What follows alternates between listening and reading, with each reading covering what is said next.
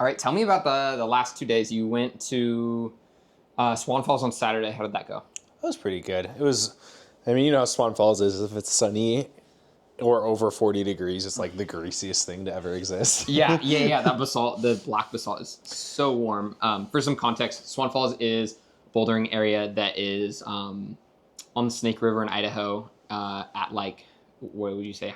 What's the elevation like? Maybe like 2,000 feet. Like 2,000 feet, maybe. So if it's sunny, like it kind of has to be overcast to do anything hard out there. Yeah. And if it's sunny, it just cooks. But it sounded like you had a decent session. What were you trying? California Love. California. Yeah, I think I didn't realize that a foothold had broken because I was Yeah. trying to do beta that I had seen before, and I was like, dude, this is not like that's not a foothold. Yeah. And but I got some alternate beta. I can't. Tyler's beta is like he's just tall enough to where he can use the really good foothold, but I can't do I that. think most people do that, but yeah, it sounds like that was a struggle. I got the even ape index, so I can't quite reach everything. Yes. Okay. And then today, what did you do? You went highlining, right? Yeah, that was Where's good. that Black Cliffs. Okay, and the Black Cliffs are like just outside of Boise. Another basalt climbing area. Another outside basalt Boise. climbing area. But there is some highlining, just a little bit, I think. Yeah. How high is that highline? Dude, it's so short. It's only like it's like a midline. It's like a midline. It's not it's like 30 feet tall. Like Cool. like Mike when he was taking whippers was able to grab sagebrush bushes Yeah. on his way down. Yeah. And Mike rigged the line, right? Yeah. Cool. All right. Well, we'll just hop into it. I have the format laid out here. This is kind of what I'm going to plan on doing for every interview. But I guess to start, welcome to Essentials Climbing. This is the first episode we're recording with Max Pilling. Max, let's start with some stats. How tall are you? 5'9". 5'9". What's your span? Do you know? Also 5'9". Also 5'9". Sick. What's your max grade in bouldering and lead climbing? 13A and V9. 13A. I Yeah. didn't know you climbed 13A. Hell. Yeah. Sick. Okay, and in Hell Cave. Yep. Sick. It's just to the left of Hell Cave. And Hell Cave is in Logan, right? No, it's outside of American Fork. Oh, that's right. Okay. Similar, just really steep, like and really fingery limestone climbing. Sick. Okay. Yeah. I've yet to climb on limestone, which is kind of disappointing. I've been climbing for Never? never climbed That's on crazy. limestone. I've touched limestone in Logan Canyon, but that's it. Yeah, I feel like it's not my favorite kind of climbing, but like the Fins is awesome. Yeah, and I have yet to Yeah. go to the Fins, even though I live pretty dang close to them. And then what was your max boulder grade? V9. V9. Well, Sick. I guess so. I've done two. One was Speedball, also in American Fork Canyon. Okay. And then another was Powerman, but I guess that's kind of V8 now. It was V9 when I did it. Now it's V8. That boulder has gotten everything from V7 to Yeah. V10. Yeah. I think at one point maybe it was V11 too. Yeah. But yeah, that's a hard one. I took V8 for it, but I could see V9. And I know a few people have popped their pulleys. Bridger got a permanent lumbar injury on I that didn't one. realize it was on that one. Yeah. So I honestly don't really remember because I was in high school at the time, so it was so long ago. But yeah, sick. What was the one in American Fork? called Speedball. It's like Speedball? one of the only boulders on there. It's kind of like a, I don't know, maybe like 30-degree overhung and pretty small crimps. It's like you kind of do one big move. It's got a couple big moves on it between small holds, but it's pretty short. It's a good one. Sick. Yeah. We got to get you on some harder boulders this year. Get you send another V9 or maybe a V10. Okay. Give me some background about you. How did grow up shape you? Have religion and politics impacted how willing you are to struggle in climbing or in your career and life? Mm-hmm. What does that look like? Well, I think so. Like, kind of how has my life and background shaped my climbing? Kind of. You can do that works as well. I was more looking just like general background about you. You know, like growing up, what sports did you do? Okay. Growing up. All right. Growing up, I did a more like traditional sports until I started climbing. I think I was like 14 when I started climbing. Okay. So until then, I played a lot of basketball, and then played lacrosse, played I think that's kind of about it for like main sports that I actually played a lot of. Okay. I like to, every kid does like soccer and stuff like that. Yeah. But mostly lacrosse and basketball. And then when I wasn't 6'5", I stopped playing basketball. Okay. But the main thing I did growing up was skiing. That was always my biggest thing that I did. I've been skiing since I was like, literally could like walk. My parents were putting me on skis. Sick. And so that was always like my main focus in the winter. And yeah, so grew up in Idaho. Grew up in Idaho, lots of skiing, a little bit of lacrosse and basketball until Yep. you kind of grew out of it. Kind of actually didn't grow out of it. Didn't grow fast enough Didn't for grow it. fast enough. Yeah, sick. Part of this question was also how have religion and politics impacted your willingness to struggle? I also have agency, like how much of an agent you feel like you Yeah. are over your own life, like how much you can control those things. I think as well, at least like for the struggling on climbing part of it, a lot of like what I grew up with was like my parents were always encouraging me to do like uncomfortable things and be comfortable with doing things that are new or different or just things that kind of suck and you don't want to do. Totally. And so I think that has kind of shaped who I am as a climber because I like the kind of like type 2 fun a lot. So, For like sure. alpine trad in the mountains, or I'm willing to go hike 10 miles to go, backpack 10 miles in to go to some bouldering, or really just embrace the projecting part of like, this just sucks, Yeah, and like pushing past that. And that's just kind of based on the way I was raised was, just being comfortable with being uncomfortable. Yeah. I guess let's get into some alpine adventures. I know this year I went with you to Braxton, to Boulder.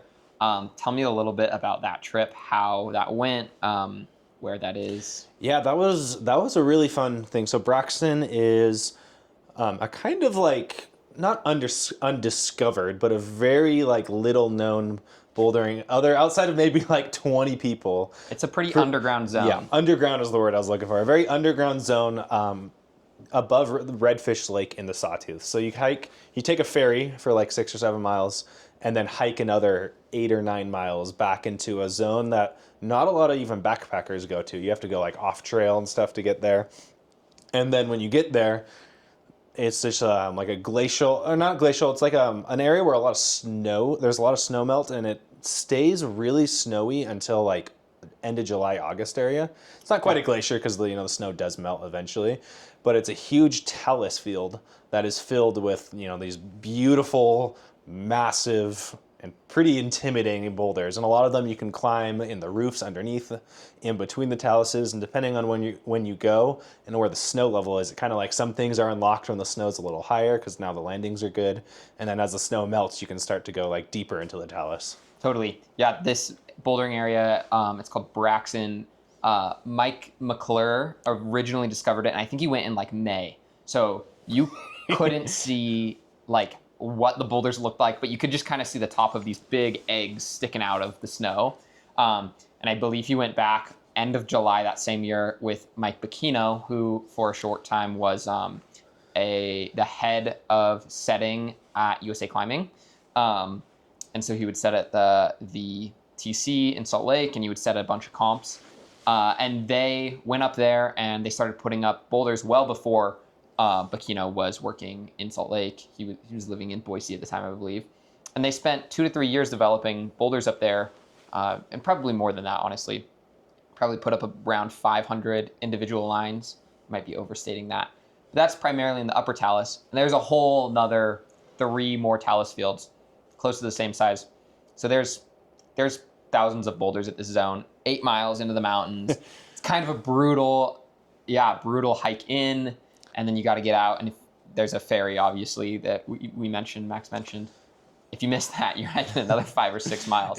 It's also really, really beautiful. You're kind of like tucked in to all these like really huge jagged mountains. That's why the Sawtooths are called the Sawtooths, is because it's like, it looks like the serration on a bread knife or something. Yeah. And it's just super jagged, all these really cool peaks and stuff around you. And on top of that, the lakes around it are fairly well trafficked, but this specific area, last time we were there for 4 days, didn't see a single person, which was also part of the coolness. Literally nobody. It's crazy.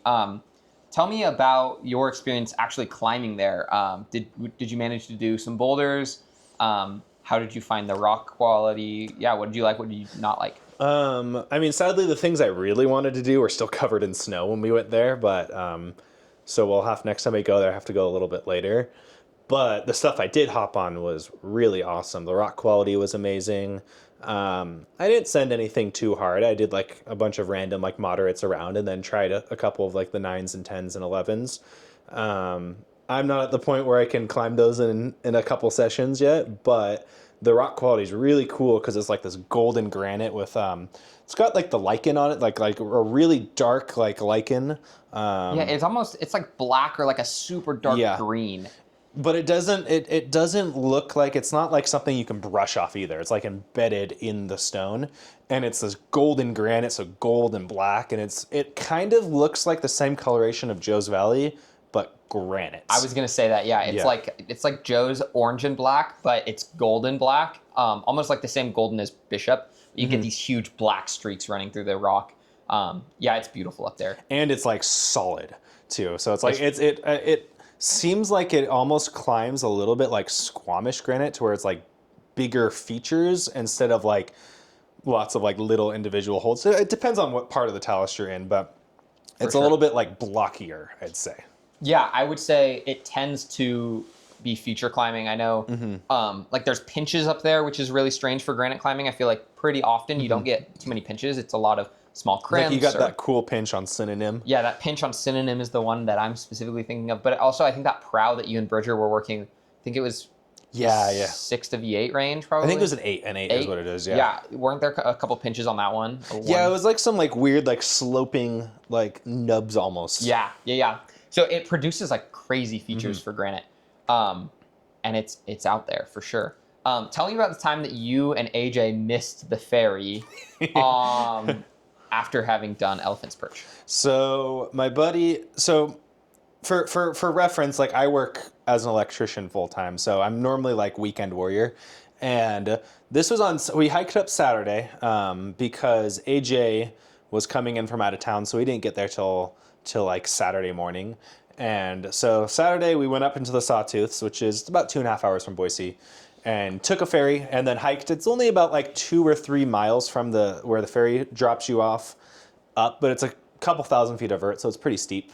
So we go up there, hang out for the day, and the next day we do this really classic climb up Elephant's Perch called Direct Becky. I think it's 12 or 13 pitches, and it's rated like mid 511. Is it bolted or is it trad? It's all trad. There's like 2 or 3 old rusty bolts that Fred Becky put in like 60 years ago or 70 years ago. Classic. So you don't want to whip on those. For sure. Is that route similar to Mountaineers in that like a bunch of random terrain is slung? Like you get trees that have slings on them? No, it's very much like small pretty splitter, small cracks. And so you actually like, you get a lot of smaller gear in there. It's like, it's pretty good, but it's not nearly, like it's a lot cleaner of a line than Mountaineers routes. Yeah. Okay. Continue. So we went and we're doing this, and for us this was the hardest like alpine climb that either of us had tried. So we got through. The first pitch it's like 11 B, C, D, probably like 11 B or C depending on who you ask. And we got through that, and that one really just has like one pretty hard move, and the rest of it isn't too bad. So if you're a boulderer, you know it's not the end of the world. And there's actually a stuck alien cam in there, so it kind of saves you. You don't have to place gear at the crux. You can just clip it. But so we got through the first like 4 or 5 pitches, and then a thunderstorm came and soaked the wall. So that put us out for like 2 hours. And dude, the number of times that AJ has gotten rained out while midway through a climb. This happened to me on my first multi-pitch, which was Graveyard Shift in Riggins. It's 13 pitches, so maybe not the wisest choice for my first multi-pitch. I had never built an anchor. I think I built my first anchor the night before.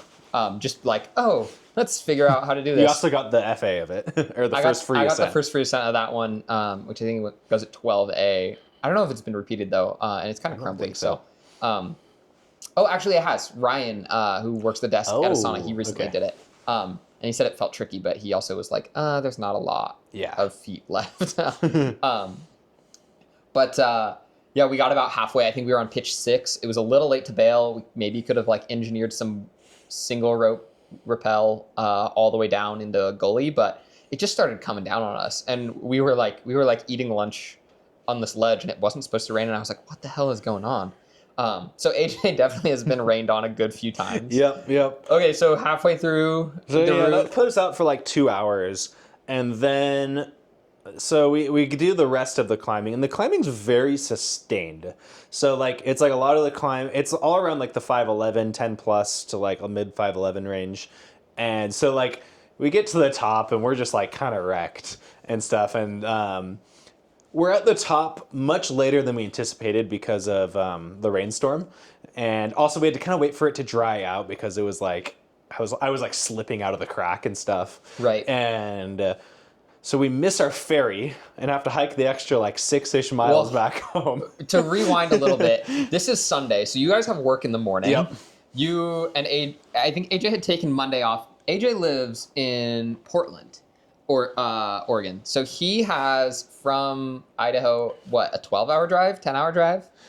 It's probably a 10 or 11-hour drive from Stanley. From Stanley, Yeah. it's like 10 or 11 hours. So you guys finish climbing, and you're on top, and this descent is not like, oh, I'm just gonna go walk down to where we set up camp the night before and grab all our stuff. Did you bring your stuff with you? So we stashed our stuff because the base of the route was probably 30 minutes from where we camped. Right. So we stashed all our stuff like in a tree, kind of like next to like the rappels. Okay. And yeah, so getting down wasn't too much of a problem, but it was like fully dark by the time we got down. Oh wow. And, Okay, yeah. you were running slow. Oh yeah, it was like 8 p.m., 8:30 p.m. when we're getting our stuff. God. And so we hike the now like 11 miles, 10 or 11, I don't know exactly how much, 10 or 11 miles back, and it also starts raining again. Big old thunderstorm comes through again. And we get back to my car at like, I don't know, 1 a.m. Oh, wow. 12:30, 1 a.m. And then drive the 3 hours home. I drop him off at 4 a.m. Go to Winco, get some food because that's the only thing that's open, and I haven't eaten in like 12 hours. Okay. And then go and sleep for like an hour and a half before going to work. Awesome. Okay, so just to rewind a little bit, what exit did you guys take? Did you take the wraps on the right side if you're lookers right or climbers right? Yeah, so we went around to lookers or climbers right, and then down the goalie. And the goalie's like, it kind of sucks. Dude, Generally, it's awful. You're sliding around in there. Yeah. There's big boulders. Yeah, not fun. And then you know you get to a rappel tree and just it's one rappel on a 70 One meter long rope. wrap. Yeah. Yeah.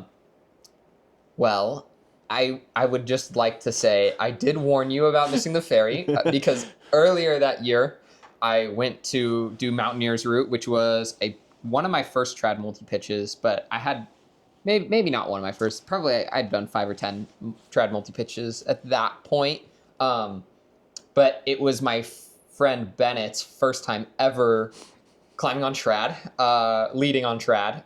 He had top rope placed trad gear like a month before, and he was like, oh, I got this. I can place trad gear. He did not, in fact, have it. I did not know this. So we, it was bad. But we learned, and we sent, and his phone could text people in town that he knew because he lived in Stanley over the summer. So we ended up missing the ferry, getting there at 9, getting to the boat ramp, and it was like just getting dark. And on the way down, he had texted someone and was like, hey, send the ferry. So we got the ferry. We didn't have to hike the extra 5 miles, which would have sucked. It's not a very fun hike because it's so monotonous too. I can imagine it being what 12:30 or 1 in the morning. You're soaking wet. You're trudging through the forest. It's pitch black. You have like no idea how much further. The only light. I think our headlamps were running super low on batteries too, so the most of the light we had was from the lightning, Yeah. which is Oh, pretty cool Lord. because it's like the burned forest, so you can actually, it would illuminate like Mount Thompson and like that side of the Sawtooth. So you can see all of that getting illuminated from the Yeah. lightning, which is pretty cool. But we also just wanted to be home. Dude, that's sketchy though, a little bit. Yeah. Okay, so moving on, let's talk about mentioned being a weekend warrior and doing long road trips and heinous activities over the weekends. Tell me about you, AJ, and Tyler going and doing the Alpine climb in Washington. So this was we went and did a climb called Backbone Ridge. I don't know if it's classic or not, but it's on Dragon Tail Peak above Kolchak Lake in the Enchantment. So it's in like a really classic, really popular zone. We left Friday at like 3 p.m. I think I got off work just a little bit early. Went all the way there. Got there Friday at like 10 or 11. Went to bed, started hiking at 2 a.m. and didn't get back from doing the entire climb till 3 a.m. the next day. Okay, so 24 hours of 25. suffering. 25 hours. The reason it took us so long is because, well, we weren't attuned to to like the fix and follow system yet, and we also we just didn't have enough like micro tractions and rope sewing devices to make that work. So we did it with 2 ropes, and would have the leader go up and then belay 2 people at the same time. This was Tyler's first like real trad multi-pitch for the first Alpine experience. I think it was... He had done Slick Rock before. Done Slick Rock. Slick Rock is a walk in the park compared to a lot of the Alpine stuff. And where Slick Rock is like really pretty easy. You're on the wall for 5 or 6 hours. You just bring a liter of water. Your biceps aren't cramping to the point where you can't open your arms by the end of the climbing day. It's Slick Rock's pretty easy, and the approach isn't bad, right? The approach to Slick Rock was like a half mile. How long did you have to hike to get to this? I didn't think it was that bad, but I also am a pretty good hiker. But I don't know, it's maybe like 5 miles and like 3,500, maybe like 3,000 feet of vert. It's not the worst. Like you can get to the lake in around an hour if you're a really quick hiker. And then maybe it takes another 30 minutes to get to the base of the climb from there, maybe 40 minutes from there. Because then you kind of have to like go up some talus field and also cross part of a glacier and some steep snow to get to it. It just took us a little while because we had a party of 3. And there's a lot of like loose scrambling to get to the base of the climb. And then the main thing is the crux is like a splitter off width. So, I like off width climbing, but Tyler it was his first off width ever. Yeah. So it took a little longer to figure out how to off width climb. Then it's a lot of climbing after that. It ended up being really cool though, because we first, like the last like 5 pitches are like awesome. It's like the super cool fin formation where it's like you're following like a series of like crack systems that are awesome. And then at the top, we were up there for sunset, which was just magical because it's like you could see like Mount Rainier from up there, and it was worth it to have it be longer because we got to hang out on the summit at a really cool time. And then you got a couple rappels, and then you have to hike down Asgard Pass, which is awful. That thing sucks. Yeah, that's not fun. And so you're talking about the hike to like Kolchak, right? When you said the hike, that hike should not take any normal person around an hour. Max and AJ are some of the most fit individuals when it comes to hiking that I have ever met and probably will ever meet. Yeah, you guys are crazy fit. Dude, when we went up there again later in the summer, some dude we were like thought we were hauling. We had like stuff for camping up there and backpacking as well. But some dudes passed us in flip flops to go up and do another climb, and I thought I was a good hiker, and then those guys passed us. Oh yeah. The summer before, AJ, myself, and one of our other friends, Bridger, went up there to Lake Kolchak, and AJ was like, "I'm gonna try to do this all in sandals," and I think he ended up being successful, but it was like kind of brutal, and I'm convinced that I would have had so many blisters on my feet. Yeah. But yeah, so crazy. Tell me about Tyler's power naps on the way down. I don't know if I would describe. I think it was actually all of us taking power naps. Okay. On the way down, because after we did the Asgard Pass, which is maybe I forget if I think it's around 2,000 feet, maybe 1,000 of just really steep, kind of cliffy terrain, and you just are like kind of just on the scree and kind of scree skating your whole way down. And so we did that. after having the whole long day that we've had. And after we got to them, we were just bonked. We're like, dude, this sucks. I want to be home. And yeah, then after that, you kind of have to navigate through like a big boulder field to get to where the trail starts. And so by the time we got onto the actual trail, we were like so tired because we had like 2 or 3 hours of sleep the night before and then had already been up for almost 24 hours. And so we kept taking like every like mile and a half, we'd sit down for like 5 minutes and take a little power nap and then get back up again. And I think one time we almost fell asleep, like full on almost fell asleep. And we probably would have woken up the next morning. But we kept taking little power naps for like on the way down until basically the last like 2 miles. And then we were like, all right, we're going back. That's funny. Yeah, Tyler, talking to him after that trip, that was really his first like brutal alpine experience, and he said that he was like at all times ready to fall asleep while standing up. Like it was brutal, and I can't imagine. I mean, 25 hours straight of physical labor, just like let's do this. It would have been the main limiting factor as why it took so long is because we were using 2 ropes. Now with that perspective, what I would do is have the leader, and this is what we've done for just normal multi-pitches since, but with 3 people, have the leader fix the rope and then have just 2 people rope soloing on the same rope. Microtractions. Yeah, we just didn't have enough microtractions to do that. Did AJ buy a microtraction or? I think he uses Ryan, I believe is his name. His older friend that he does like all these heinous things with. Yeah, he steals his microtraction. Yeah, and we should all get another microtraction. I think we all need to get another microtraction. Yeah, then we'd be chilling. We'll use Tyler's discounts. I have good discounts too. Yeah, and so just like there's also a lot of rope drag on this route, and we were also doing a lot of simul climbing, which like was kind of weird with like 2 ropes, you know. Yeah. And so it would just be better to do a fix and follow system in the future. The struggle is then it's really hard. I guess it wouldn't be that bad to simul climb because you just put the micro in between the 2 or like ends or you just or you do like just solo. An alpine butterfly just solo just free solo. If you're simul climbing, I wouldn't. The only problem if you put an alpine butterfly, and I guess this is the same with the microtraction, is it's just gonna run into the draw. So your lowest follower is just gonna be like taking massive whips. If there's any traversing. Yeah. And luckily, there's not a ton of traversing on that route. But when AJ and I went back to do some harder routes on other climbs in the area, we had our system a lot more dialed to where it was like way more efficient, which was nice. Yeah. Tell me a little bit about that trip. What did you climb? I think you had told me you were going to do a link up, but there was going to be some heinous weather. And then I didn't hear much after that. What happened? So a couple of weeks later, well, actually it was like maybe like a month and a half later. Yeah, I think it was like 6 weeks or 8 weeks later. Yeah. It was quite a ways later. But kind of like the beginning of the fall, we went back up into the enchantments outside of Leavenworth. And this was just AJ and I, and we ended up doing... so we went onto, in the Kolchak Lake area, there's about like, I don't know, maybe a 1,300 foot wall on the left of it. And we did a climb called the Scoop.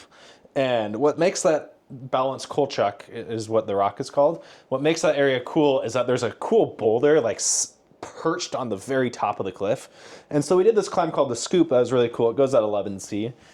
And maybe, I don't know, 11, 12 pitches, something like that. And it's a really cool thing because the crack that it's named after, it looks like someone took an ice cream scoop and just scooped out a portion of the wall. And so it's got a really cool splitter overhung dihedral crack that kind of, it goes up at like, it starts slabby and then it's convex, and so it goes back out and tips back out. Really, really cool. We did that climb, and we were using our fix and follow system, so we had it dialed, which was nice. And went to the top, and then actually ended up climbing that boulder. It's like a V2 on top of there, and slept on top of the peak, which was magical. That was so cool. And so we slept on top of that peak, and then it's really cool because you get a whole bird's eye view of the entire enchantments and like that from Mount Stewart basically to Prusik Peak, and then you can also see Mount Rainier like poking through, which is really cool. Sick. And after we spent a night on there, we did a bunch of like ridge traversing to get to another area, and then we climbed Prusik Peak via a really classic like 510. And I think the version we did maybe was like 510 B or C. And then that night it snowed on us, and so we had to hike like 13 miles out in the snow.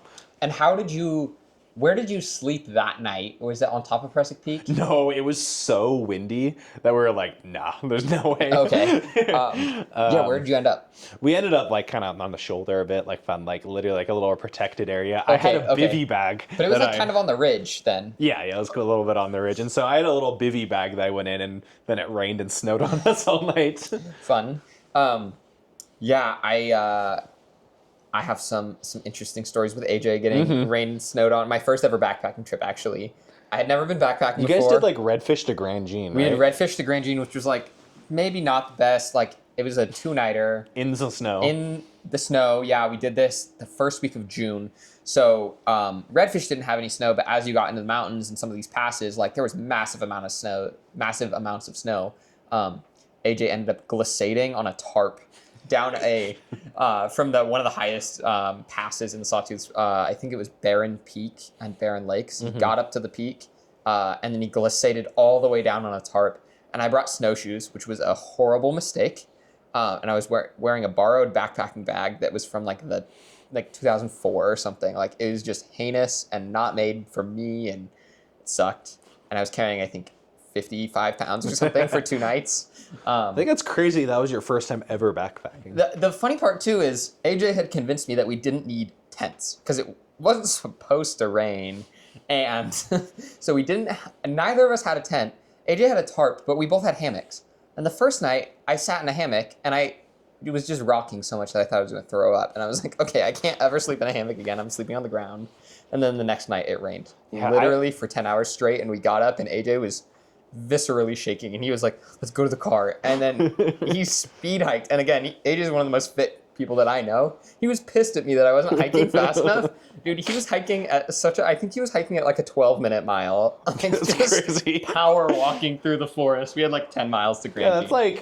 That's 5 miles an hour. That's like jogging. Yeah, dude. No, straight up. Well, like I was surprised his feet weren't leaving the ground with how fast he was walking.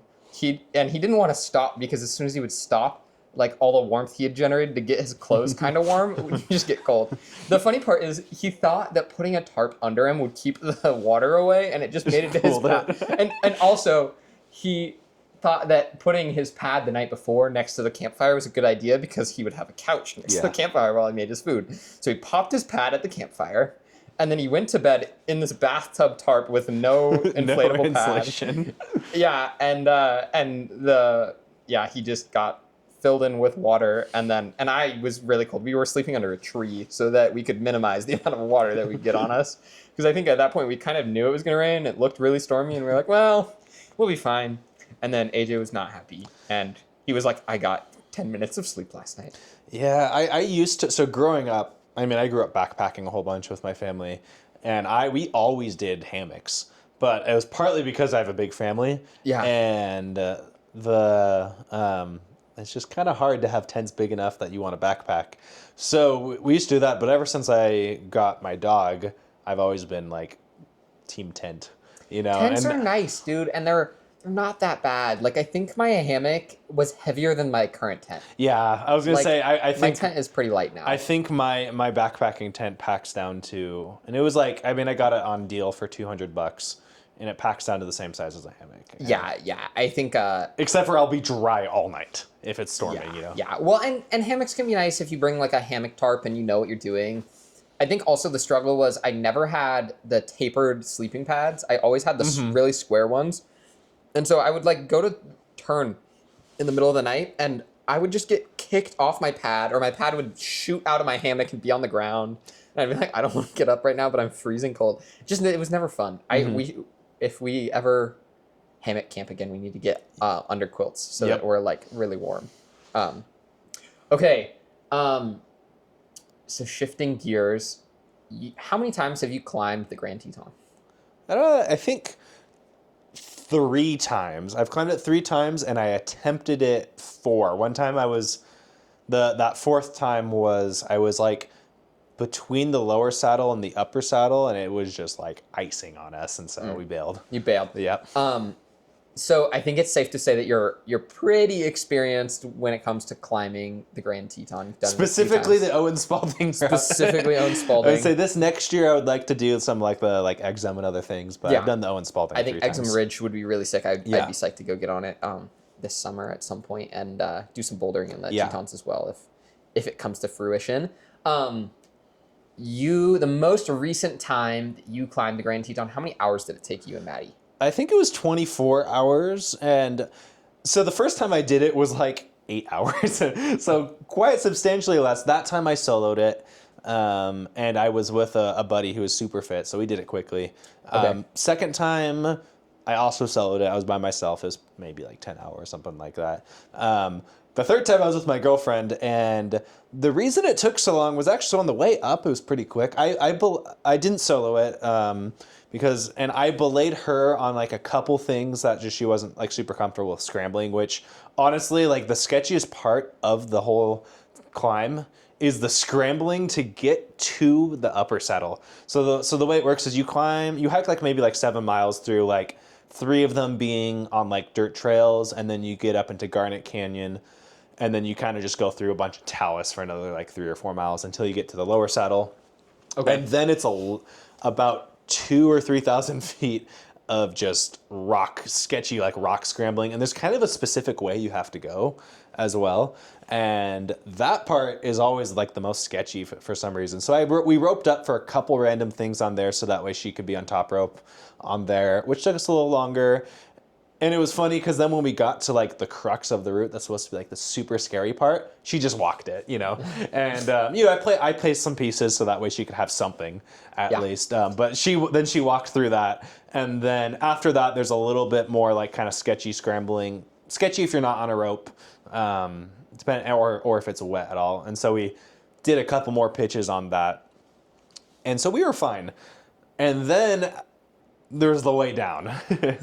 Nice. For reference, I had worked until maybe like 5 the day before, driven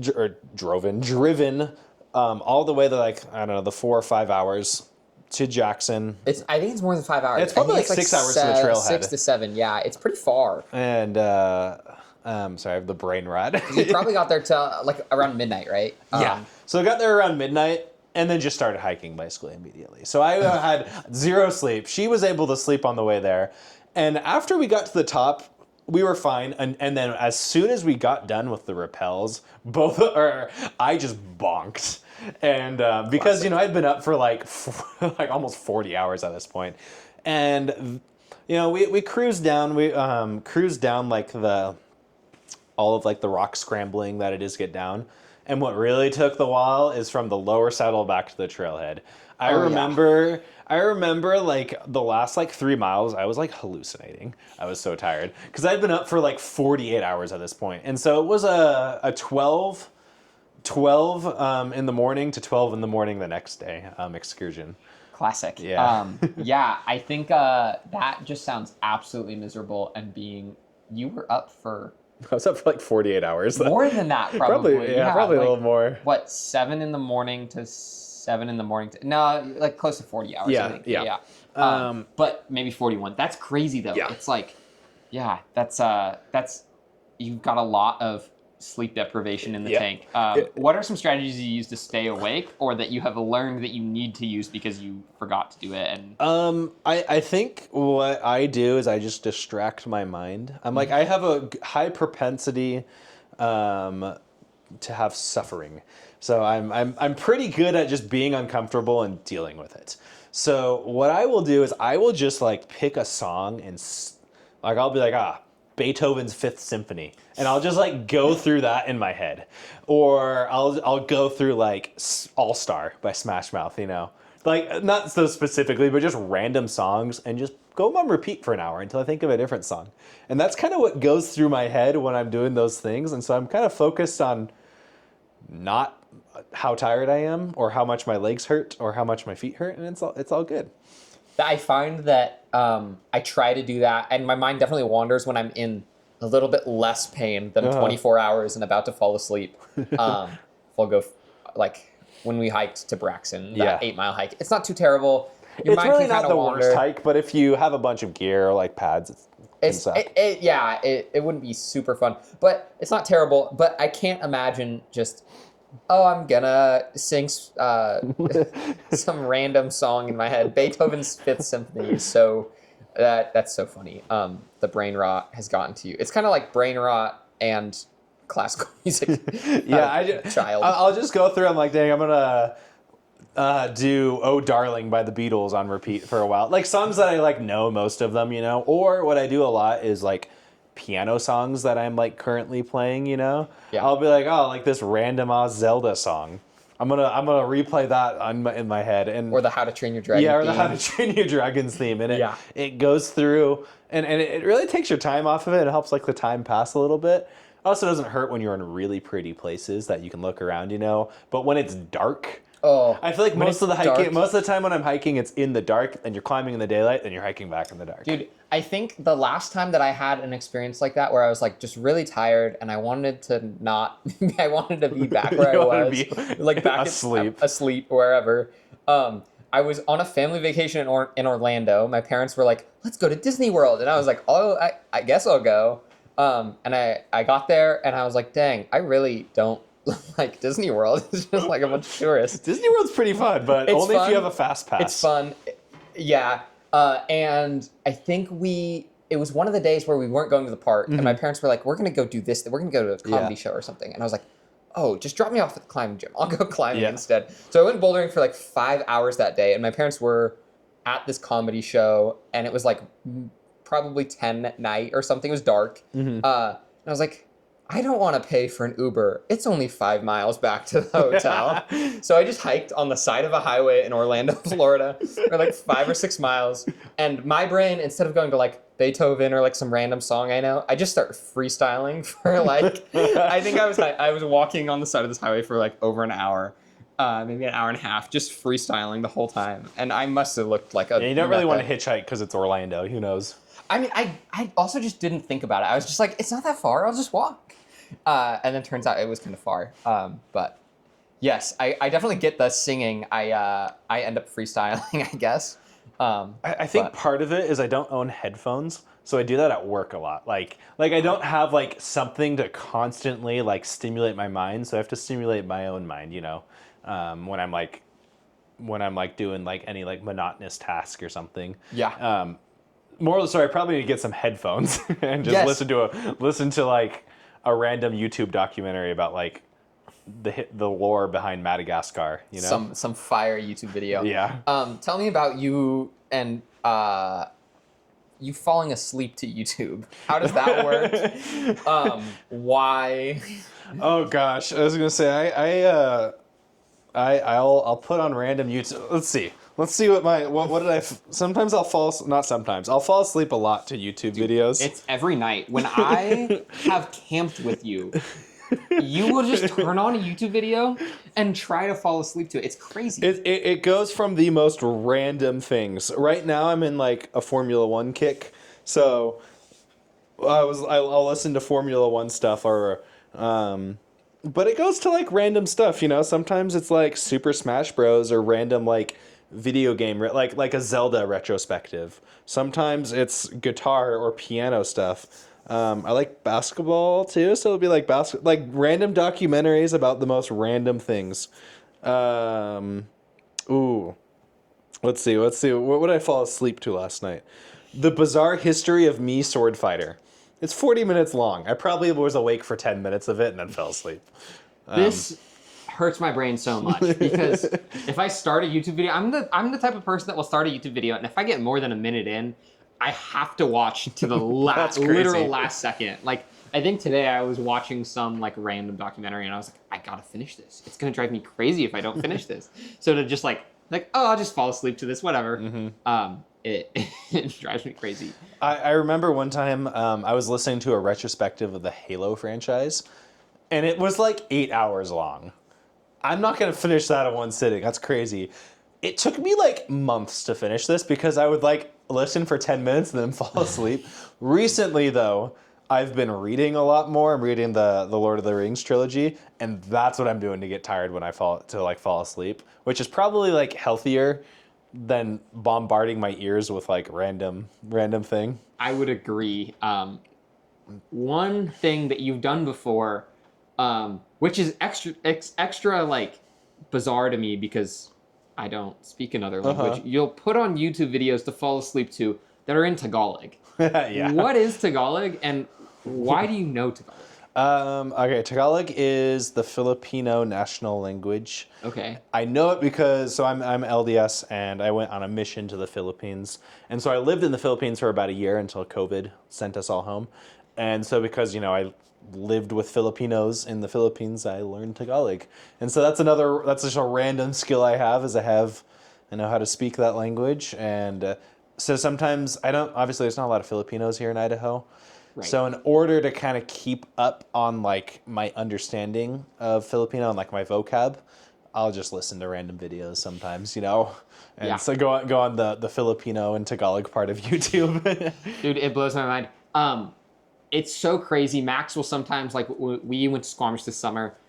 When we were in Squamish, he just, like, we were at Tim Hortons, I think. Oh yeah. And Max just, like, starts talking to this random Filipino woman working at this Tim Hortons in Canada. And he's just like, yo, what's up? Like, it's just like, what? Yeah, I was gonna say the Filipinos have like a pretty distinguishable accent, and a lot of them speak English really well. So you're not gonna hear it you're not gonna like hear them, but just the way they enunciate their words is a little bit like it's pretty telling. So I can normally tell like, oh, this is a Filipino person, so I'll talk to them in Tagalog, and then they're always happy. They're like, what the hell? Why does this white dude speak Tagalog? Yeah, I think she was pretty psyched. She gave me an extra donut. Yeah, she gave us a free donut. I got a donut out of Max speaking Tagalog in Squamish. That's why I spent a year learning it so I could get a free donut. Yep, and I'm pretty poor, so the donut meant a lot. I was like, I'm not buying anything at Tim Hortons, and Max was like, oh, we got an extra donut. I was like, oh, I got a donut. Yeah, was it like a Boston cream one? I think. I don't remember. It's been a while. What is the furthest you've driven one way for a weekend of climbing? Ooh. I think I know the well, answer to that. Squamish, but that was a long weekend. That's true. We had, 3 or 4 days, I think? I think we had 3 days. We had 3 days, and that was like 11 or 12 hours. I would say the longest for a 2-day weekend, like I'm leaving Friday, getting back Monday at 1 a.m. was probably like 9 hours, Okay. Oh, no, it was 10 hours. It was like Bellevue, Northern Washington. When Tyler and I went to do the glacial travel course that was free, yeah, it was like probably 10 hours, 10, 11 hours of driving. We left Friday, got there 1 a.m. maybe, and then came home and got home at like 1 a.m.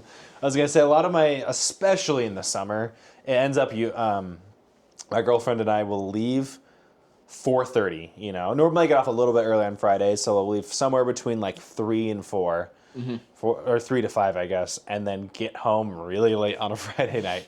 Or really late on Sunday night. Or early Monday morning. Yeah, or early Monday morning. Yeah, you, for how much amazing climbing we have within like 3 to 4 hours in the state of Idaho, you love your, 8 to 10 hour drives. Yeah, it's like when we went to Joe's Valley for a weekend. Joe's is an 8-hour weekends drive. ago.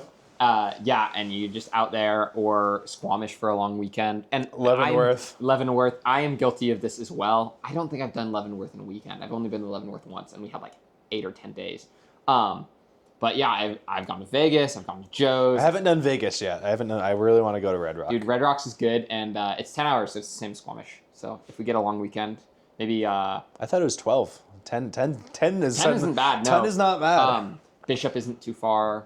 We haven't been to Tahoe. Tahoe, Bishop, and Yosemite are the ones I really... And Tahoe probably won't happen this winter, because it's winter. Well, because it's winter, yeah. And they get a lot of snow.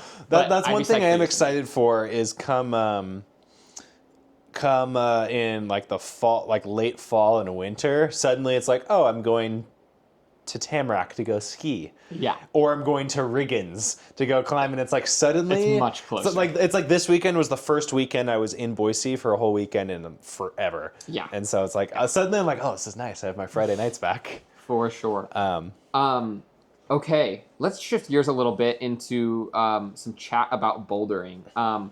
What is your mindset around progression and how much you're willing to sacrifice, like, your enjoyment of climbing to like just get a little bit better? I know, like, for example, I have spent like up to 8 or 9 days. Actually, maybe on Listen, I spent like 10 or 11 days like pushing my physical and mental limits. And I know some people that I've climbed with won't go back to a boulder for a second day. Like, where do you lie on that spectrum? How much do you prioritize progress in your bouldering or sport climbing versus like fun or adventure? Or... I think I actually enjoy the progress.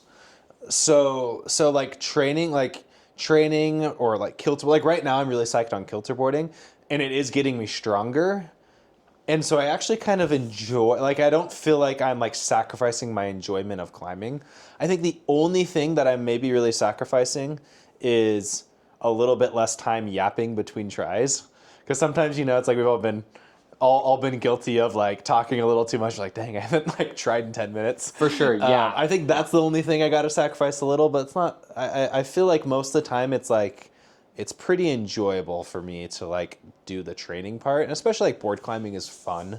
Yeah. What I have noticed though, is I definitely like doing mostly trad climbing and alpine climbing in the summer. Your bouldering strength kind of tanks a little bit, For sure. but then it's a little different because you're progressing mentally with like your head game for leading and not getting scared and stuff. But for bouldering, I feel like in order to progress, I don't really necessarily need to like suck out the fun of it, Like I enjoy the training part. Yeah, and I feel the same way. I think, and that sacrifice doesn't always come in the form of like, I'm never gonna have fun climbing. Yeah. This is only work. An example is like Logan. I think you know Logan. Yep. He dropped out of high school and got his GED so that he could pursue climbing as a career, because he was like, I don't want to do anything else. Yeah. I just want to climb. I don't know how this could possibly change. I'm going to drop out of high school. I'm going to start making climbing holds. I'm going to start working at the gym, whatever. And now he saved up some money and he's taking a break to go do, next 4 months, do as many climbing trips as he can, get really strong. So sacrifice isn't always like, oh, I'm going to suffer at the gym, but like, oh, I'm going to like quit my job and live in my car. Like a lot of people do that. And that's how a lot of pro climbers get there. I think what I'm trying to do is put myself in a position to where I can take more time off and have a little bit more freedom over my schedule. I don't necessarily want to sacrifice like having a good job, but also I'm trying to structure my career around being able to go do these fun things. And luckily right now I'm at an ability where I can kind of take time off when I want, my boss is normally cool. I'm like, hey, I'm taking Friday off, and he's like, all right, sick. For sure. But my main goal with being able, like starting my own electrical company is so that way I can put myself in a position where I'm like, if I want to go have good temps on Wednesday, or I know there's good temps on Wednesday, I'm going to go to the highway boulders on Wednesday, and climb. Totally. And so I'm kind of trying to like structure the rest of my life to be conducive with like doing these like climbing harder and, going out or skiing when it's a really good powder day. Yeah. I don't think I'll ever be I want to quit my job, but I want to put myself to where I'm like, oh, because my girlfriend, she's a teacher. So like, it would be awesome if I can put myself in a position to where like, oh, maybe I don't work for June, Yeah. And or then like we go climb around whatever destination we want to. Totally. Yeah. And Maddie, your girlfriend doesn't have too many obligations over the summer, obviously being a teacher. So it'd be awesome to be able to chill out and take some time. I know you lived in Utah for a brief period of time. Tell me a little bit about Idaho bouldering versus Utah bouldering, or climbing in general. Maybe some alpine climbing in Utah versus alpine climbing in Idaho, and how things are different, and how things are maybe better in Idaho versus why some things are better in Utah. I think I like Idaho climbing better. Not necessarily because it is better, but I think it just has a tighter knit, smaller community. And so when you go to the boulders and you see a car, you're like, I know whose car's that is. You're like, oh, that's Dustin, sick. Yeah. That's one thing I really like. And it's also every time you go to the gym, you're like 10 people, 11, or even more now, like people that you know.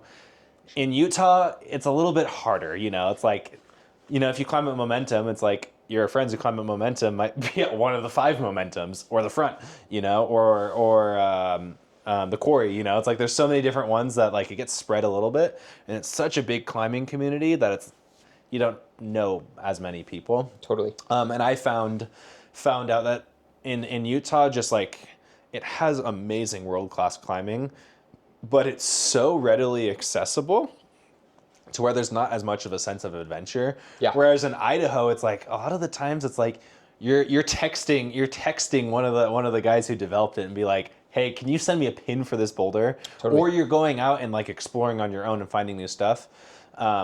I felt like in Utah there's a little bit less of that. There still is obviously a lot of developing. The desert's like massive there.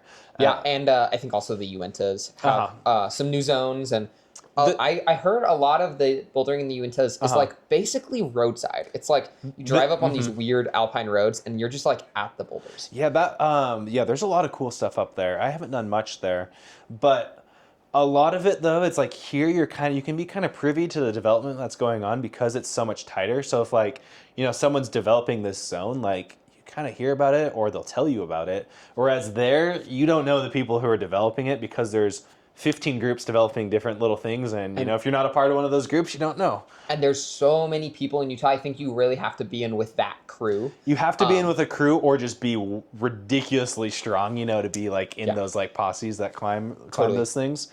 And so I like Utah climbing because it's good. You got Joe's Valley is phenomenal, you know. Yeah. You've got like, you know, all the stuff around St. George is really awesome. All the desert, like Indian Creek I love Indian Creek. Yeah, and Mose and Moab and American Fork was really fun. And Little Cottonwood Canyon is also amazing.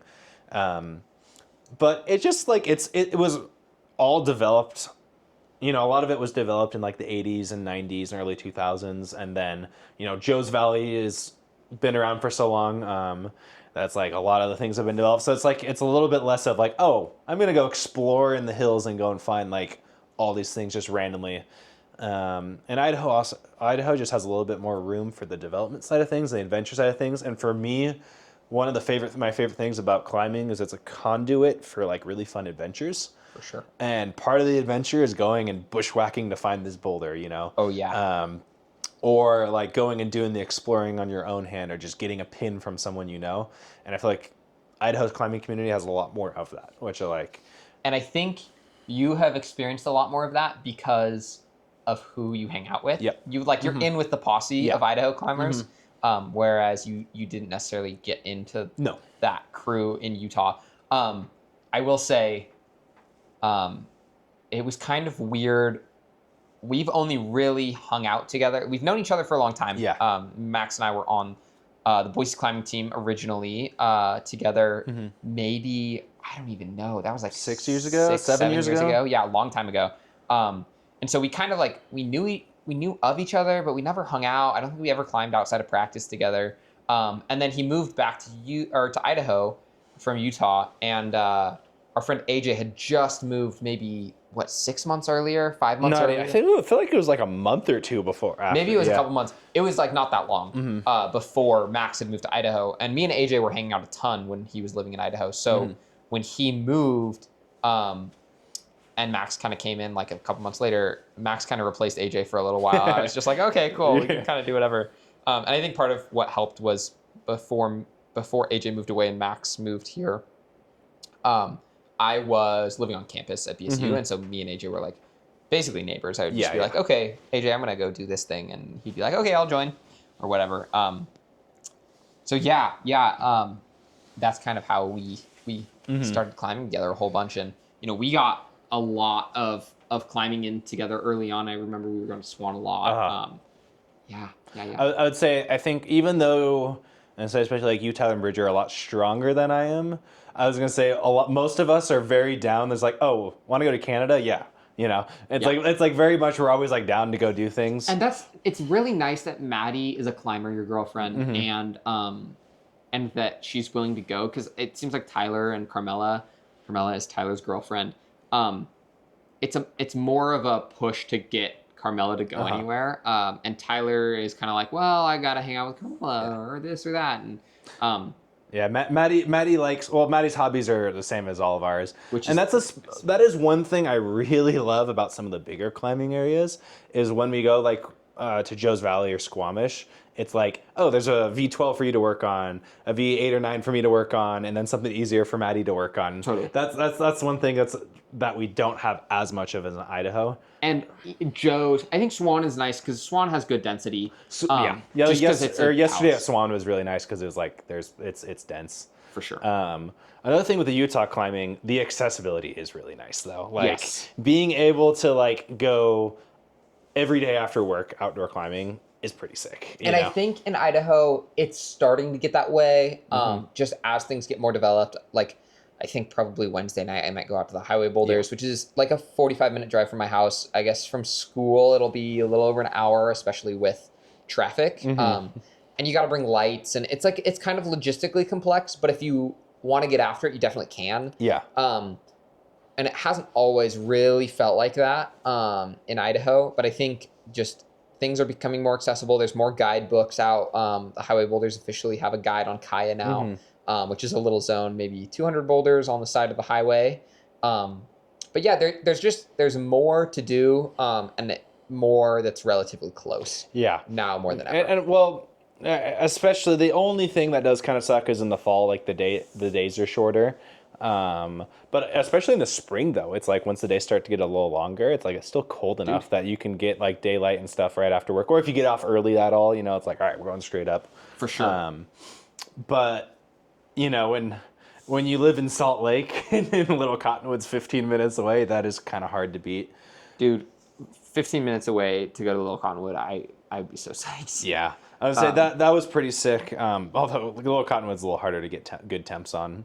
It's a struggle to get good temps, especially in the summer. It's just outside like of the lower season's stuff. so short. The lower stuff, like Secret Garden and those areas, you can climb in the winter if it's like dry for like a week. Have you been to the 50 Shades of Spray boulder?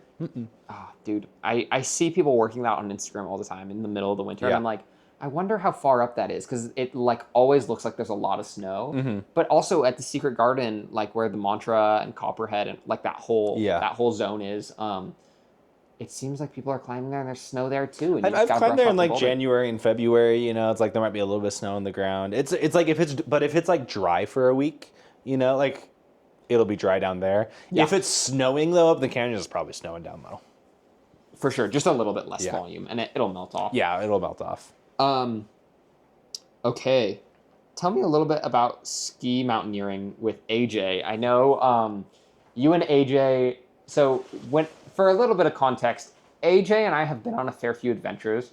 We've done some on-site soloing of some like really random unclimbed peaks or like peaks that have been climbed but not like doing new routes, just free solo, whatever.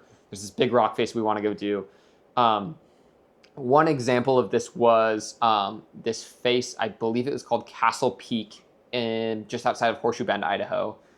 We hiked out to it. It's like a 2-mile hike with one of my friends from high school.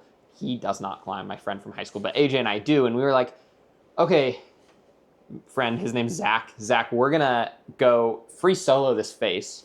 We don't know what the rock quality's like.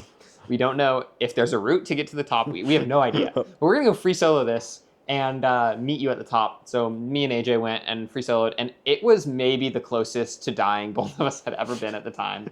It was absolute choss, like kitty litter rock, pretty it was a slab, but not comfortable. I think there was like a dihedral move to like the crutch was probably like a V4 boulder problem. That's insane. It was like, and then maybe I'm remembering it as being way harder, but we were in tennis shoes and we were sketched out, and we ended up obviously living. But then last winter, Max and AJ went into the Sawtooth, and the trip report that I got back was, wow, that was the sketchiest thing I've ever done and the closest I felt like I had ever been to dying. So sketchier than that adventure that I had with AJ.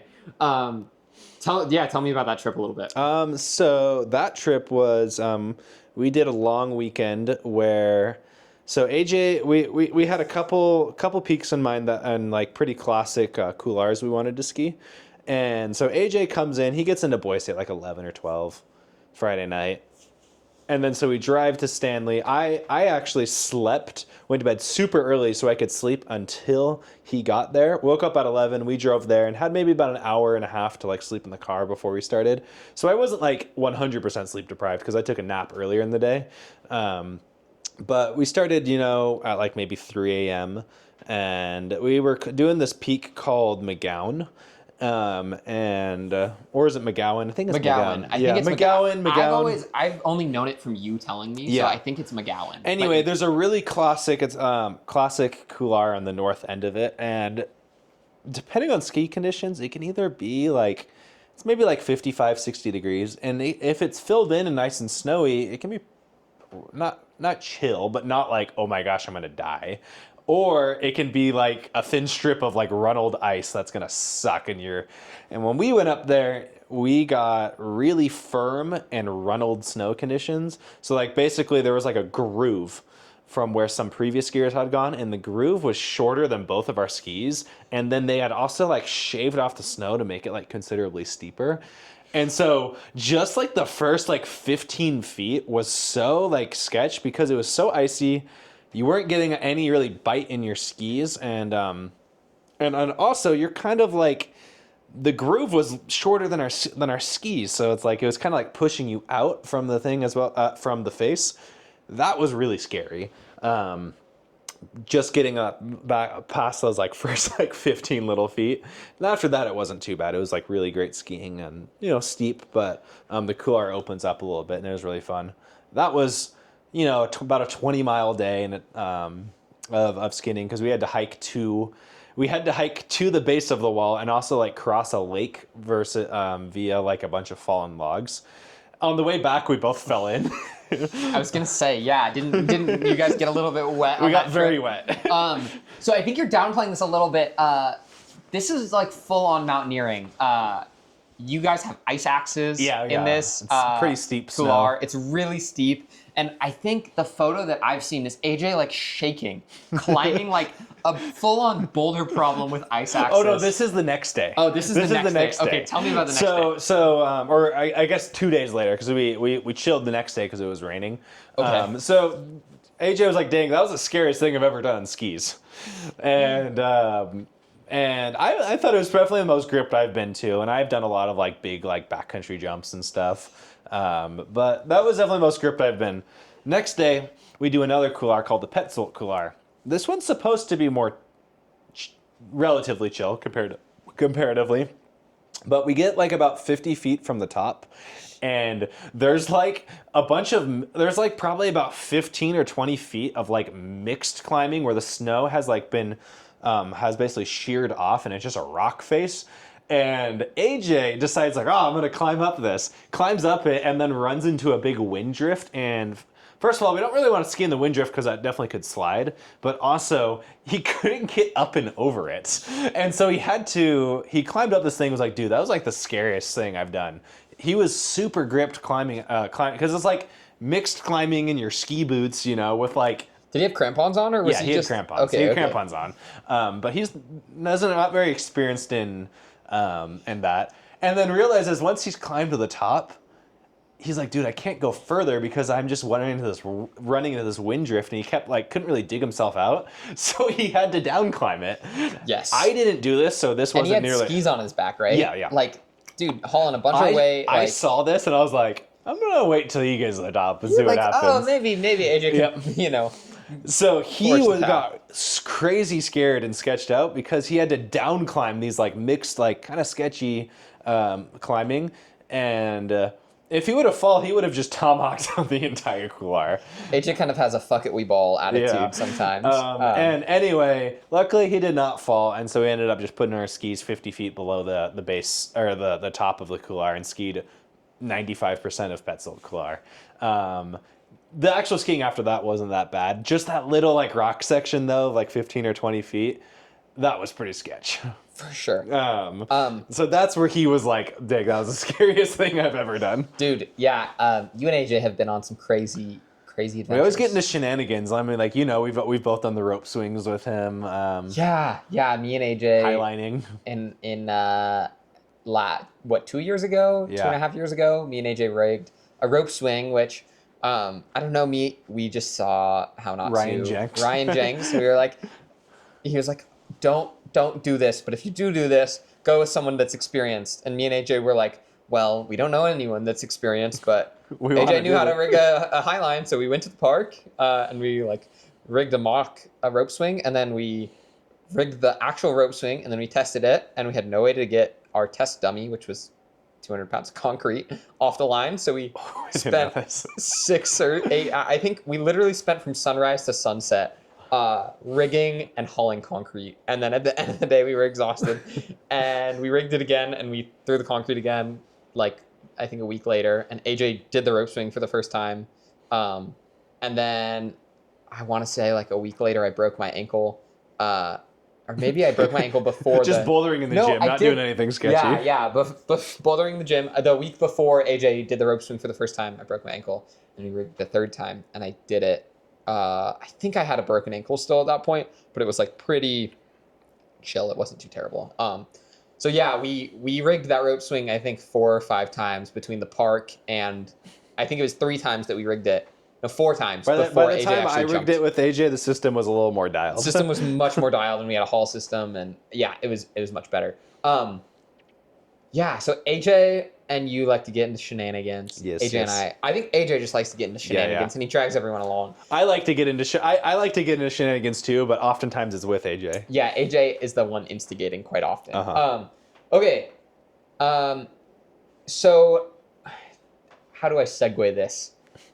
The other week in the gym, Max was working out, and he was like, dude, okay, I'm about done with my workout. You want to do back yoga? And I was like, what do you mean back yoga? And he gets out his phone and pulls up these videos and just starts doing crazy stretches, like downward dog to the max.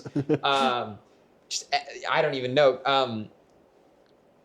And I guess I knew this before, but you had broken your back skiing. Tell me about how you broke your back and how that has impacted you since. All right. So I think it was in 2022.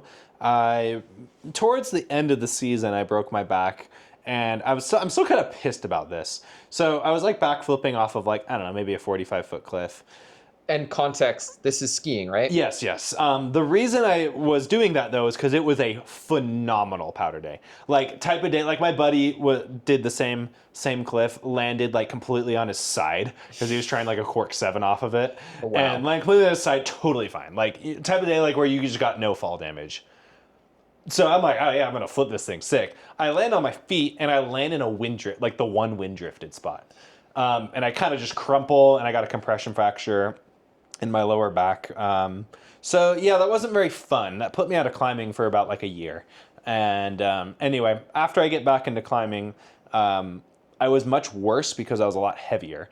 And I'm still probably not as strong as I was beforehand, even like 2.5, maybe, almost 2 years, maybe 1.5, 2 years back from climbing. I'm probably still not quite as strong as I was then before, but it has impacted me a lot because now I've been able, because I can't quite necessarily just rely on like being super strong yet. I'm working on getting there.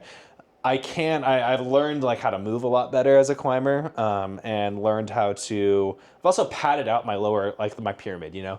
I kind of like before was like, oh, I'm just going to go and try like mid 513s. Now I've done way more like 512s and 512 pluses and stuff. And same for like a lot more on like 6, 7s, and 8s instead of just trying like my hardest stuff. Totally. Because I was just kind of like not really physically able to do it. Yeah. But also as I've gotten stronger and stronger now, I'm getting better because first of all, I was climbing with the extra weight, so I've probably gotten stronger just from that. Yeah. But then also I've learned to move better, so I'm just technically a better climber as I'm like progressing back to where I was. And also the back yoga has helped me as well because I have to do, if I don't like do like specific yoga for it, I get really tight and it just makes work suck. And so I just have to be really on top of my stretching. But on top of that, that's made me a lot more flexible, which has helped me in my climbing just generally, you know? Totally. Did you end up getting hauled off on a stretcher? No, I skied back to my car. Okay. Because I was just picturing, I have this video ingrained in my memory of Henry, back when Henry was still with us, and AJ had encouraged Henry to go off of this blind cliff. I think it was like 30 feet. And he was like, just send it. Don't be a pussy. Just do it. And Henry sent it and snapped both of his ankles on the jump. Miracle he didn't die from doing those shenanigans. He didn't die from those shenanigans. And he got hauled off on a stretcher, and he was like in immense amounts of pain. And I have a video of AJ has a video of AJ, Henry's dad and Henry's sister all pointing and laughing at him while he's getting hauled off on a stretcher. No, I was actually more concerned about, I broke my nose at the same time because I kneed myself in the face. I was more concerned about that. I got back to the car and I'm like, oh, my back hurts. You're probably just cranked up on adrenaline yeah, after that. a little bit. When I broke my Jesus. leg skiing, this was when I was little, it was more like the stretcher. I got stretchered off when I broke my leg. Okay. I don't know how comfortable you are publicly talking about your previous marriage. Oh, yeah. Do you want to go into that? Sure, why not? Okay. We don't have to go into any details. The question I have here is, how old are you right now? 24? So you, at 24, have been married and divorced. Yep. Which is kind of crazy, and not just like oh my God, you're so old, or oh my God, you made a stupid decision, but like, what did you learn from that marriage? How are you going to approach things differently, and why did that kind of happen? Like, I think I definitely, so it taught me a lot about like compromise and being able to like, like structure my life in a way that like still enables me to do the things I want to do, but also like is compromising enough to where like I can be a responsible partner, and help them out. And there were times like when I wasn't climbing as hard because I was having to like work more to like support and stuff like that. And that's just that's what you have to do when you are married. I was gonna say I probably wish I wouldn't have gotten married so young because I ended up not choosing the right person, and we had our differences, and some parties didn't really want to work through to resolve them, and so but it was kind of like amicable when we ended. I'm definitely like, but it's definitely like helped me mature a lot and learn like how to self-sacrifice and stuff, and learn how to take care of someone else. And she had like type 1 diabetes, for example, which like definitely taught me a lot about like taking care of someone else. Totally. And it was something that was very, very good for me, so I can take those things that I learned in my relationship and take them on to the next one. I definitely matured and grew a lot as a person. And when it ended, it wasn't necessarily because someone was doing like something super wrong, but I think we just had like different life goals and life plans and stuff that were, and like I would have been willing to like set, like I was kind of in the mindset, I was like, oh, like I married her, so I'm gonna like sacrifice those things. But she wasn't quite on that aspect. Looking back, I think it's very much a good thing. I've definitely been a lot more free to pursue the things that make me now. But luckily, in my relationship now, I think we have a little bit more aligned life goals, which has definitely made it a little bit smoother. And I think I've had to sacrifice I've had to sacrifice less of what makes me to be in a healthy relationship now. Yeah, I think the biggest thing that I've taken away just seeing you in your new relationship and talking to you about previous one is when you align yourself with your partner life goals or the way that you enjoy spending your time, whether that's climbing or hiking or doing mountaineering or whatever, being active and outside. When you can align those things, it just the burden of like, I need to do this or these expectations or whatever, it's so much lower because you're on the same page already. You want to do the same things. You know how you want to spend your time, and you can spend that time together. So instead of sacrificing 8, 10, 12 hours a week or more to spend time with your partner and not do the things you want to do, you're spending time with your partner and doing the things you want to do. I was going to say, the sacrifices I'm making now are like, wow, I'm just not going to do any things I want to do so I can be a responsible partner. It's like, oh, instead of doing this 5'11" multi-pitch that's going to be done like a little harder style and a little quicker, I maybe going at a slightly slower pace on a 5'9". Totally. But like, we still did like alpine trad climbing together. And so it's not really much of a sacrifice at all. Yeah. And I guess the question there would be, how did you find like, what's the secret to finding a girlfriend that just wants to do everything that you I want don't to do? know. I don't Psyched. know. I was gonna say, luckily Maddie's very, very go with the flow, and we already have similar hobbies. So I've always been careful. I don't want to have my hobbies overpower hers. Like I don't want to be like being like, hey, let's go do this, this, and this, and then her hobbies just become mine. But a lot of her hobbies were already similar with mine. She was already like really into climbing, and liked being outdoors, liked doing hiking and doing adventures. So that's kind of helped a lot. And then on top of that, that's I think has been mostly I just got lucky.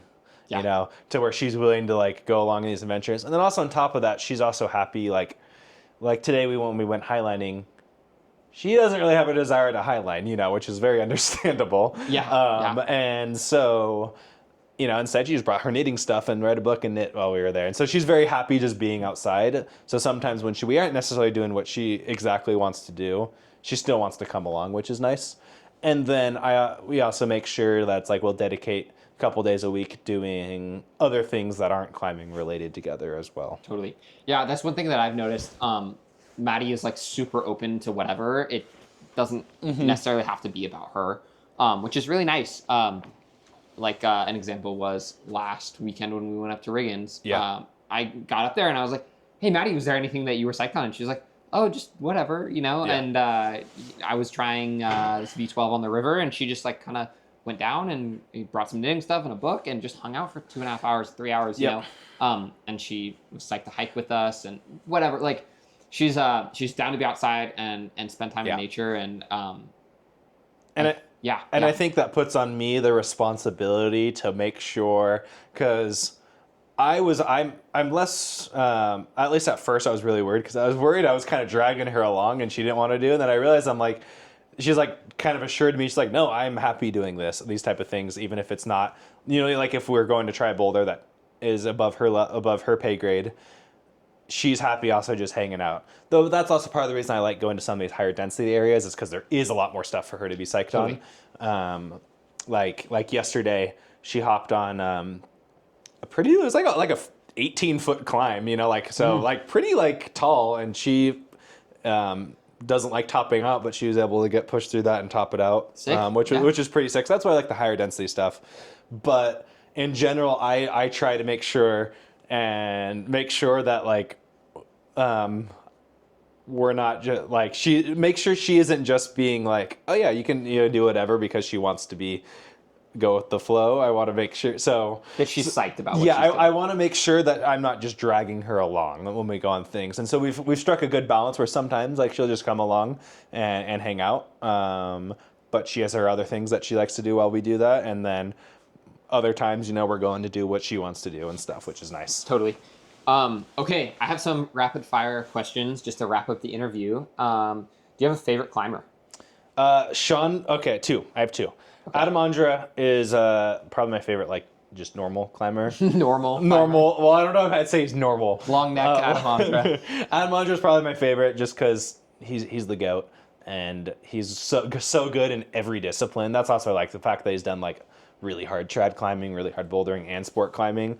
I like him. Also, long neck Ondra is pretty sick. Dude, he's pretty sick. There's so many rap videos of him just screaming. Yeah, and, that's pretty awesome. And then my other favorite climber is Sean Villanueva O'Driscoll, because homie does the most like gnarly alpine climbs and just has a good time while doing it, Yeah. So that's why I like to bring the tin whistle with me now, is because in honor of Sean, because he's doing like dirty off-widths in Greenland.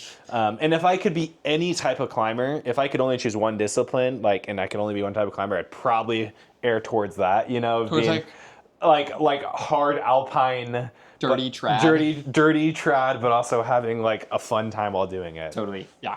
Okay. Favorite climbing film or movie? Ooh, Dosage is pretty good. Dosage. Which one? I think the first one where they're doing that one's pretty awesome. Boys in the Bug. I don't think I've seen Boys in the Bug. That's a Real Rock film. That's pretty sick. Okay. Sick. Boys in the Bug. Dawn Wall as well. Dawn Wall is really classic. Dawn Wall's really good. I'm trying to think of I've watched like most of the Real Rocks, and I really like all. Free Solo. Free Solo is a good film. Free Solo is a good movie. Free Solo is such it's a good movie. Too popular. You can't have Free Solo be your favorite climbing movie. What else? I'm trying to think of some obscure. The Power of a Jam is a random Sean Villanueva O'Driscoll YouTube video that I really Sick. like. Sick. And then the Wide Boys. The Wide Boys Real Rock. Those are- Okay. Yeah. Sick. Have you seen? Oh, I'm trying to remember. I think it's called The Long Wall on YouTube. Is that the one where they do the Traverse of the Gunks? It's the full Gunks Traverse. Okay, yeah. no, I haven't. Dude, it's really good. That's probably top 3 climbing. That's films what for you're me. saying. Where like they're like we're out of provisions, and it's like they just beer. That's all they've got. Yeah, we're out of rations, and it's just like they brought a whole bag full of beer. I Yeah. think. I may be misremembering. I think my favorite climbing videos are like the ones where they're just having good times while doing massive adventures. Oh, Dodo's Delight. Dodo's Delight 1 and 2. Those ones are. That's another Sean Villanueva one where they go to Baffin Island and they just do a whole bunch of cool big Sick. walls. I've seen a couple Baffin Island films on YouTube. I don't know. if Baffin they're on Island, there, but- Patagonia, and Cirque of the Unclimbables are like top on my big 3 like destinations to go do Sick. trad climbs on. Sick. Okay. Favorite type of climbing hold? Nasty crimps. Nasty crimps. Okay. How nasty are we talking? 5 mil razor blades or like some 15 mil, nice in cuts? Maybe like 10 mil. As I 10 mil, said. okay. Like enough to where you can't cut feet on them. Okay. But like you can still like they're still positive, you know. Sick. Can you do a one-arm pull-up? I have in the past. Right now I can You do have? it. Yeah. At one know point that. I could, but now I can do it like if I'm engaged. You can do it to the I top. can get it engaged to a top if I'm feeling strong that day, but I can't do it from straight arm. Dude, we need to start practicing. I need some more upper body power. I think that I've been doing a lot of weighted pull-ups recently, and so I think if I keep at it for like a year, then I'll be able to do them. Sick. What's your favorite boulder, sport climb, and adventure climb that you've done? Ooh, boulder. Ooh, that's a good question. Actually, okay. On a serious note, probably vertical ice. The V6 in Joe's Valley is probably my Sick. favorite boulder. Okay, cool. That one's awesome. It's like my perfect style that I really like. Vertical and crimpy and shouldery. And it's just pretty, and it's in Joe's Valley, so Yeah. that's my favorite boulder. Favorite sport climb, probably Gemini at City of Rocks. Okay. That's just like I don't know. It's such a classic 512. Sick. Favorite trad climb, probably Crack-a-Doom. Crack of doom. If Another I'm- City of Rocks is That's 11C at City of Rocks, or that would be probably like my favorite like single pitch. My favorite alpine climb I've done might be it's a cross between either the Scoop on Balance Kolchak Okay. or Vertical Overhang, which is on Lone Peak above Salt Lake City. It's like a cross think you between told me about Vertical that. Smile and Triple Overhang, and it's like I don't know 10A, 10B. Sick. The cross between those two for my favorite alpine climb. Cool. And then last but not least, do you have a favorite climbing area you've been to, bouldering or sport climbing or Ooh. wherever? For bouldering, definitely Joe's Valley. Okay. Joe's Valley is so awesome. I feel like Squamish will probably, the more I go to Squamish over the next lifetime, Squamish will probably take the cake for that. But I've only spent like 2 days there, so I can't really quite say, I think Squamish it's got the density of Yeah. Joe's, maybe a little bit more density, more Uh-huh. volume, and it's all granite. I think the struggle there is conditions. Yeah. And also, it's harder to have a bunch of days on in a row or just in general, like do a Yeah. bunch of volume because it's granite. It's Yeah. going to eat you up. So Mhm. I think sandstone will almost always take a cake. And Joe's just feels so unique in some ways. Like I've been to Font, I've been to Vegas a number Mm-hmm. of times. I've been to Joe's. I've been to Moe's. Joe's seems to be pretty unique in the way that it forms different hold types and Yeah, it's just different things. cool. So it's so sick. And the coloration of the rock, it's a really special area. Yeah, probably. But overall, maybe City of Rocks in Idaho. City of Rock. The city is just like I grew up climbing. I've been climbing there for so long. I know it so well. I've done so many like classic routes there. It's just fun. It's like that's like near to my heart. It's nice at the city too, because if you're willing to hike a little bit, you won't see very many people, if anyone at all. It feels like it's just about to blow up, but no one from Salt Lake is willing to drive there, or like not very many people. Not you know? as many, yeah. I've had a couple sessions where there's a good number of people. You go to Elephant Rock or Bath Rock, and there's a lot of people, but anywhere else, not really. Yeah, well, and I think bouldering specifically, I went to Demon Days one time, and I think I saw like 7 or 8 people. Yeah. So it can get busy, but it's still underground. The granite's really good when it's good, and it's really, really bad when it's bad. Yeah, but most of the climbing is on stuff that's good. Yeah, And it's a sick area. Well, sick. Do you have any closing thoughts or? Ooh. Dude, I think more people should off-width climb. More off-width More climbing. off-width should be is something that should be more, should be more mainstream. I don't remember the last time I've off-width climbed, and I don't know if I ever will. I think the Wide Boys are doing God's work trying to spread crack climbing, but more people need to get into it because it's uncomfortable. Same for just crack climbing in general, but especially off-width. It's so uncomfortable and like weird and just like interesting movement, to where it's like it forces you to think in different ways, and it's so rewarding because it hurts. Totally. And I think, I don't know, it's just like that type of climbing is so rewarding. And also, if you can crack climb, there's so much more stuff that gets opened up to you as well.